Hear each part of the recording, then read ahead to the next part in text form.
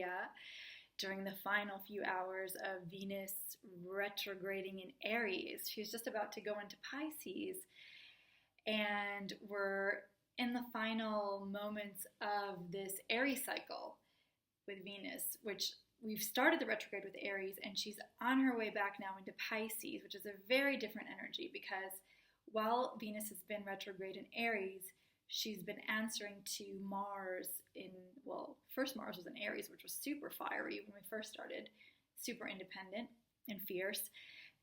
And then she went into Taurus, which was a little more grounded, but pretty stubborn.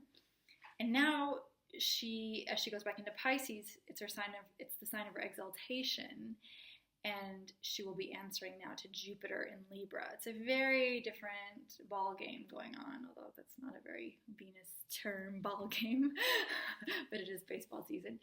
But it's a very different scene now.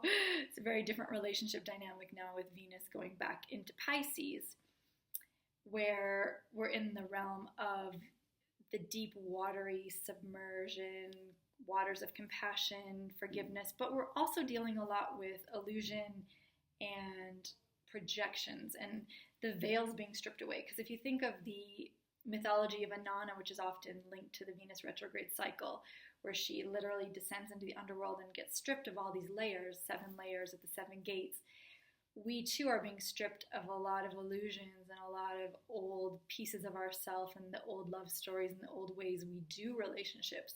We're having to really look at that and how we hide behind old personas or old complexes in our psyche that keep us bound to the same cycles, like living out a lot of old cycles that no longer serve us. So this last phase, I think, in Aries was showing us how perhaps either our weakness to the relationship to self, meaning like if we're bound in ego and needing to be right and needing to get our way, like our way or the highway, in that Aries kind of defiance, obviously that has a lot of problems for relationships, although the paradox is that the best relationships often happen when both people are feeling most responsible for taking care of their own needs, like both are being individuals. No one is getting lost or losing themselves in the relationship, although compromise is necessary. That's a different thing than losing your identity in a relationship or in another person.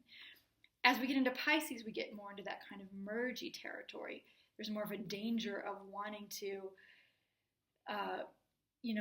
just completely lose our ego and our boundaries with another, although the higher level of that obviously is the spiritual. The reason Venus is exalted in Pisces is because of the deep devotional nature and the potential to dissolve the ego and dissolve boundaries and come into a really deep, forgiving, compassionate space with the beloved or with the other, and realizing there are no walls separating us. There is no I love you, it's just love. There's no I, there's no you, it's just love, as my guru says. So to get to that place, there has to be a big dissolving of the ego. But the problem is often a lot of steps are skipped and people just want to get lost in that drunken kind of love feeling and think like the other person is their path to salvation or to the divine realm or to the gods, literally projecting God or goddess onto the partner rather than doing the deep interior work, the internal work of finding that inner anima or animus, inner partner, so that you can actually have a healthy human relationship with a human who has a lot of faults and flaws and challenging aspects, so you can stay committed to the relationship, which is not of the realm of the gods. It's imperfect, but if we expect it to be of the realm of the gods, we're going to be really disappointed and probably reject the relationship because we don't want to do the work. We just want it to be this fantasy that we have in our head where the other person is just like this god or this goddess, and they just show up to fulfill our fantasy of the perfect relationship. So a lot of that's breaking down during this Venus retrograde phase, especially as Venus retrogrades back to Chiron in Pisces. That's where she finishes the journey. So in essence, you could say we're all going into a really deep underworld experience of healing some of our deepest disillusionment around love, and realizing that the only way through that is a deep level of compassion and forgiveness, and a deep understanding of how there may be a split.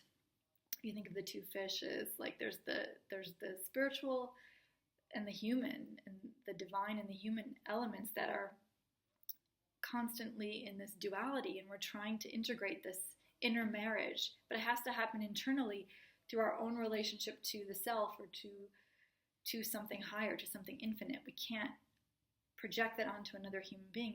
It's finite, it's limited, it will never work.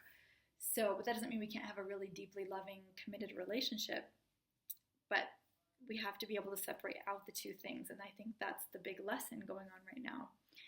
So the way through is deepening your relationship to yourself and to your own devotional practices, your own spiritual practices, whether it's meditation or introspection or whatever it is that, as Jung says, is your life connected to something infinite or not? I think that is really the guiding question of this last phase of the Venus retrograde.